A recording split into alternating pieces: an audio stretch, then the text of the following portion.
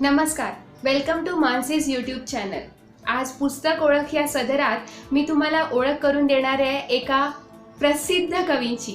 अर्थातच ते कवी म्हणून आपल्याला सगळ्यांना ज्ञात आहेत, पण त्यांचं एक पुस्तकही आहे हे बऱ्याच जणांना अजूनही माहीत नाही असं वाटतंय। असं म्हणून कसं चालेल, कारण नुकत्याच त्यांच्या या मी वगैरे या पुस्तकाच्या 6000 प्रती म्हणजे 6000वी प्रत छापून आली अशीच बातमी मी वाचली। त्यामुळे अर्थातच एखाद्या मराठी कवीच्या 6000 पुस्तकांच्या प्रती लोकांपर्यंत पोहोचतात ही गोष्ट मराठी भाषेसाठी किती अभिमानाची आहे। आणि मराठी भाषेला जगवणारे असे अनेक कवी रसिक आपल्यासोबत आहेत।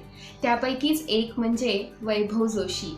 त्यांचं मी वगैरे हे पुस्तक मला आवडलं तेव्हा मी लगेच खरेदी केलं। तर रसिक किंवा वाचक हे दोन प्रकारचे असतात असं आपण म्हणूया। साधारण कादंबरी किंवा कथासंग्रह याकडे काही लोकांचा ओढा जास्त असतो, पण जे काव्यलेखन करतात किंवा साहित्याची ज्यांना जाण आहे ते लेखन कसं करावं ह्याची माहिती घेण्याचा ज्यांचा प्रयत्न असतो ती लोक कवितेंची देखील पुस्तकं वाचतात।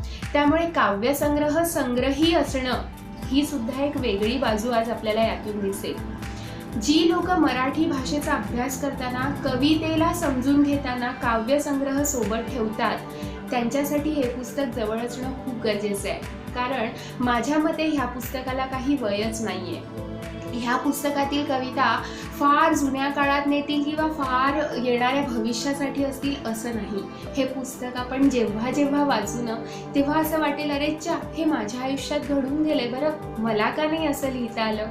त्यामुळे वैभव जोशींच्या मी वगैरे या पुस्तकातल्या कविता मला असं वाटतं की एक कंटाळ्यावरचं पुस्तक असं म्हटलं तरी चालेल, की तुम्हाला जेव्हा कंटाळा येतो, खूप असं अवघड असं सगळं असं वाटायला लागतं की आपण खूप बिझी झालोय, वेळच नाही आहे स्वतःसाठी, त्यावेळी साहित्य रसिकांनी हे पुस्तक काढून बसलं ना तर असं वाटतं लिहिता येतं। त्यामुळे खूप सुंदर असं पुस्तक मी वगैरे। आणि पुस्तकाची जी हार्ड कवरची बांधणी आहे त्याच्यावर अगदी मुखपृष्ठाला तुम्ही बघाल तर एक फक्त पिवळा कागद पेपर पिनने लावलेला आहे।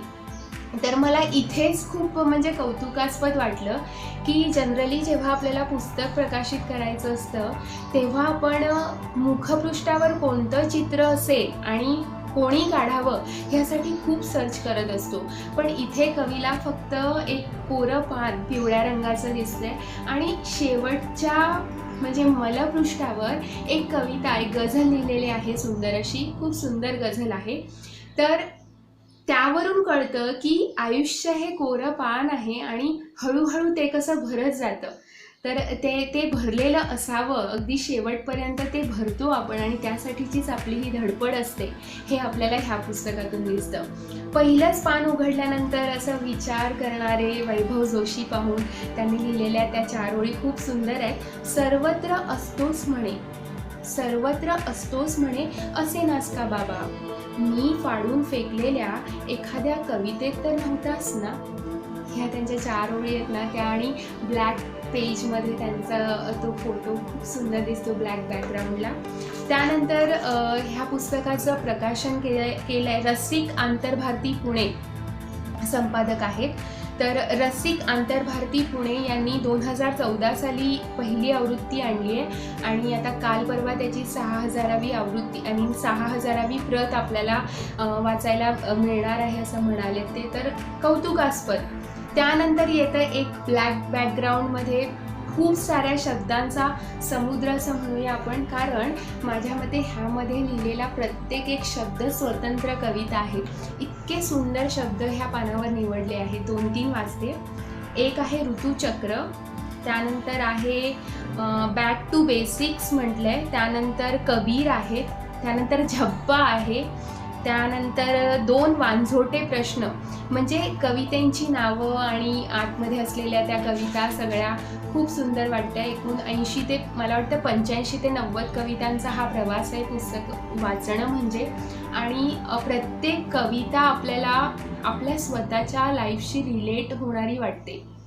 त्यानंतर येतो आपण त्या पानावर जिथे प्रिय शोना असं लिहिलंय, तर पुस्तक सुरुवातीला घेताना मी केवळ वैभव जोशींचं आहे म्हणून उचललं होतं, पण आतमध्ये जसं एक एक पान असं पालटत गेले तेव्हा लक्षात आलं ते प्रिय शोना वाचून आहे ना मला असं वाटलं की कवी तरुण की कवी कोणत्या वयाचा, की कवी नुकतंच मिसरूड फुटलेला की कवी अगदी वृद्धापकाळातला. त्यामुळे ह्या पुस्तकाला प्रिय शोना हे वाचल्यानंतर तुम्ही कुठल्या एजमध्ये आहात, तुम्ही कुठल्या वयात आहात ह्याचा अजिबात विचार पडत नाही. आपण भरभर वाचत सुटतो. तर असं एकंदरीत पुस्तकाची किंमत आहे 250 रुपये, 250 रुपये. आणि माझ्या मते हा 250 रुपये म्हणजे हा पूर्ण आपल्या आयुष्याचा प्रवास आहे. त्यामुळे वर्थ पुस्तक आहे, वाचण्यासारखं आहे. आता जनरली आपण कादंबरी किंवा कथासंग्रह वाचायला घेतो तेव्हा असं वाटतं की वाचत सुटावं, जितकं आवडेल तितकं वाचावं.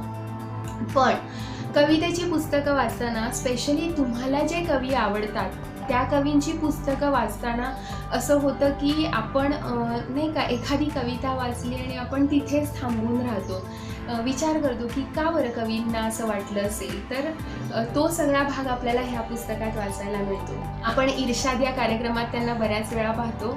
सोशल मीडियावर त्यांच्या फॅन पेजवर आपण बघू शकतो त्यांना. इंस्टाग्रामवर पण ते ॲक्टिव्ह आहेत. माझं तिथे त्यांना फॉलो करणं असतं. आणि अर्थातच आवडतं, वेळ असतो तेव्हा आपण त्यांना यूट्यूबवर येतो. पण हे पुस्तक संग्रही ठेवलं तर मला असं वाटतं की आपल्याला आणखी कुठेही जायची गरज नाही. आपण स्वतः त्या कविता वाचून त्याचे भाव पुन्हा पुन्हा घेऊ, मनात ठेवू असं वाटतं. आता अगदी पहिल्याच पानावर म्हणजे पहिलीच कविता आहे काल रात्री पाऊस. त्या कवितेमध्ये त्यांनी उशी खालची वही जन्मताच ओली चिंब असते, ह्या 2 ओळींमध्ये जो भाव टिपलाय, उशी खालची वही जन्मताच ओली चिंब असते. This is very difficult kind of feeling की हे असं इतक्या लेवलला जाऊन विचार करणं. हे एखादा म्हणजे आपण म्हणतो ना पट्टीचा कवी आपण म्हणूया, किंवा ज्याच्या हाडामांसात कविता भिनली आहे, भरली आहे, तोच कवी हे असं लिहू शकतो. त्यानंतर अनेक कविता आहेत. आठवणी हा त्यांचा खूप आवडता विषय असं वाटतंय मला 1-2 ओळी ह्यांच्या आवडल्या होत्या. मागे मी निवेदनात त्या वापरल्या होत्या, त्या आज पुन्हा बोलून दाखवते.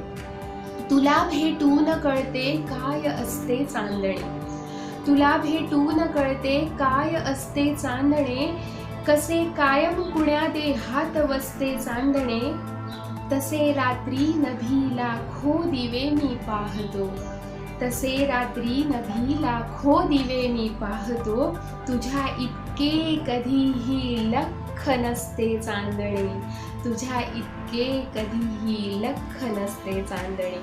तर त्यांच्या या 2 ओळी मला खूप आवडल्या आहेत. त्यानंतर पुढे एक कविता आहे जी मी फेसबुकवर लाईव्ह केली होती, कुणीतरी आठवण काढतंय. तर त्यातला एक शेवटचा जो पॅरेग्राफ आहे तो वाचते. शेवटच्या ज्या ओळी आहेत. जेवता जेवता जीव घेणा लागेलही ठसका, घरचे म्हणतील सारखा कसा लागतो उठता बसता, चेहरा लपवत डोळे पुसत पाणी प्यावे थोडे, चेहरा लपवत डोळे पुसत पाणी प्यावे थोडे, बोलण्याआधी आवाजाला सांभाळावे थोडे, सांगून द्यावं काळजीसारखं बिलकुल काही नाही, सांगून द्यावं काळजीसारखं बिलकुल काही नाही, कुणीतरी आठवण काढतंय बाकी काही नाही, कुणीतरी आठवण काढतंय बाकी काही नाही.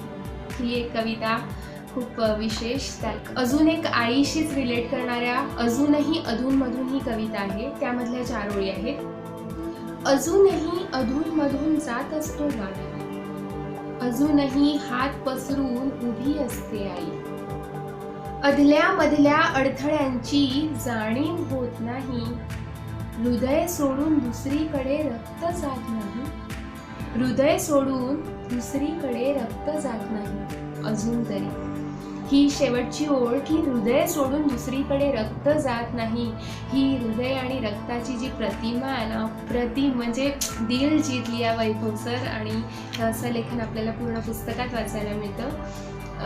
ते अजून एक पुढे एक कविता आहे, हे असेच आता. तर पूर्ण कविता खूप सुंदर आहे. तुमच्यासाठी 2 ओळी. हे असेच आता कधीतरी आणि कुठेतरी, यायचे समोरासमोर अन भेटायाचे हासायाचे अन कसे नुसे बोलायाचे. ओळख असल्यागत थोडे ओळख नसल्यागत थोडे, ओळख असल्यागत थोडे आणि ओळख नसल्यागत थोडे. तर असं वेगवेगळ्या कवितांचं हे पुस्तक, आणि एका वेळी आपण किती कविता वाचू शकतो मला नाही वाटत 2च्या वर, कारण त्या 2 कविता आपल्याला खूप विचार करू लावतात की कवींना हे असं का वाटलं असेल, ही इतकी सुंदर प्रतिमा कवींना का सुचली असावी. त्यामुळे कुठेतरी मला असं वाटतं की मराठी भाषेमध्ये सिनेसृष्टीमध्ये आपलं नाव कमावणारा कवी म्हणजे वैभव जोशी. आणि टाइम्स ऑफ इंडियाची बक्कळ पगाराची नोकरी सोडून कुणीतरी साहित्य क्षेत्राकडे वळतं आणि तिथून आपलं अर्थार्जन करतं, ही गोष्ट छोटीशी नाही, ही खूप मोठी गोष्ट आहे. त्यामुळे वैभव जोशी नेहमीच आवडते कवी म्हणून राहिले आणि अजूनही त्यांचं लेखन म्हणजे सध्या लिहिणारे कवी म्हणून मी त्यांना मनापासून वाचते.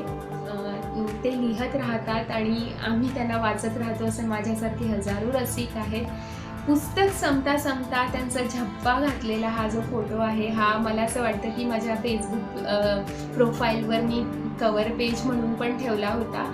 सो ती जी छबी आहे त्यांचा तो विचार करण्याची जी पद्धत, बसण्याची आणि विचार करतानाचा जो फोटो आहे ना, त्यामध्ये सर्व विश्व त्यांनी सामावून घेतलं असं वाटतं की इतके हजारो लाखो विचार आहेत डोक्यात आणि आपण फक्त त्यांना अशा 8-10 ओळीत कसं मांडायचं, हा जो विचार त्यांचा इथे दिसतो. तर ते म्हणतात की अंगात झब्बा घालून फिरायला बाहेर पडलं की कसं एकदम कवी वगैरे असल्यासारखं वाटू लागतं.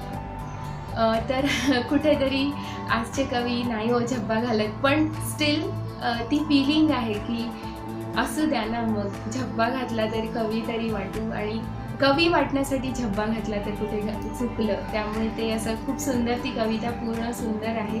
वाचा, तुम्ही पुस्तक खरेदी करा आणि वाचा. जाता जाता त्यांची एक खूप फेमस अशी कविता, आणि एक होकार दे फार काही नको, फार काही नको, फक्त नाही नको म्हणत म्हणत, ह्या 4 ओळी त्यांच्या खूप फेमस आहेत. आणि मुक्तछंद लिहिणारे, गझल लिहिणारे, सगळ्या प्रकारचं काव्यलेखन त्यांनी आतापर्यंत केलं असावं, आणि ह्यात जेवढं आहे तेवढं सर्व समावेशक वाटतं. तर असं एक हुन्नरी काव्यलेखन करणारे कवी म्हटलं तरी चालेल. आणि त्यांचं हे पुस्तक मला भावलेलं पुस्तक म्हणून आज आपल्या ह्या पुस्तक ओळख सदरात मी घेऊन आली आहे. वाचा, आणि अशाच वेगवेगळ्या पुस्तकांना तुम्हाला भेटायचं असेल तर मला फॉलो करत राहा यूट्यूबवर. मी घेऊन येईन तुमच्यासाठी वेगवेगळी पुस्तके. जाता जाता ही कविता वाचते त्यांच्या आवाजात ही कविता ऐका, तर सुंदरच आहे, पण मला आवडलेली म्हणून वाचायची. आयुष्याचे असे टप्पे आहेत आपले, त्यामध्ये ही कविता बघा काय सांगते.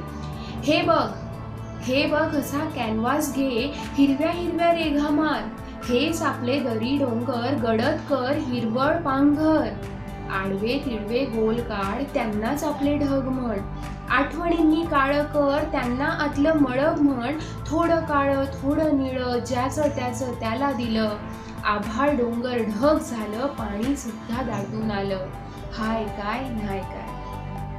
आता थोडा खाली ये, कोपऱ्यामध्ये जागा घे, चौकोन काढ घर म्हण, त्रिकोण काढ छप्पर म्हण, पाहिजे तितकं रंग उदार, काटेरी पण कुंपण मार, आपल्या पुरतं तोरण लाव, आपल्या पुरतं आपलंच गाव, दार उमरा अंगण कुंपण, इतक्या जागेत मावतो आपण, काटेरी पण कुंपण मार, आपल्या पुरतं तोरण लाव, आपल्या पुरतं आपणच गाव, दार उंबरा अंगण कुंपण, इतक्याच जागेत मावतो आपण, घर झालं दार झालं, चित्र निम्म पार झालं, हाय काय नाही काय. आता दारात थांबून राहा, पाऊस कुठून येतो पहा, आता दारात थांबून राहा, पाऊस कुठून येतो पहा, सोडून दे कळणार नाही, आला पाऊस टळणार नाही, चमकेल तेव्हा चमकेल वीज, तू नकोस चमकूस प्लीज. एकाग्रता होईल रे भंग, एकाग्रता होईल रे भंग, डोळ्यांमधले सांडतील रे रंग, हे बघ धक्का लागला सुद्धा, हे बघ कोंडी फुटली सुद्धा, हे बघ धावून आली सर, हे बघ वाहून गेलं घर, हाय काय नाही काय, हाय काय नाही काय.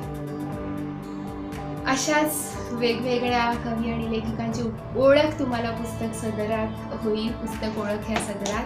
तर पुन्हा भेटूया. तोपर्यंत लाईक करा, शेअर करा, सबस्क्राईब करायला विसरू नका मानसीज यूट्यूब चॅनल. आणि भेटूया पुन्हा एकदा. तोपर्यंत बाय बाय.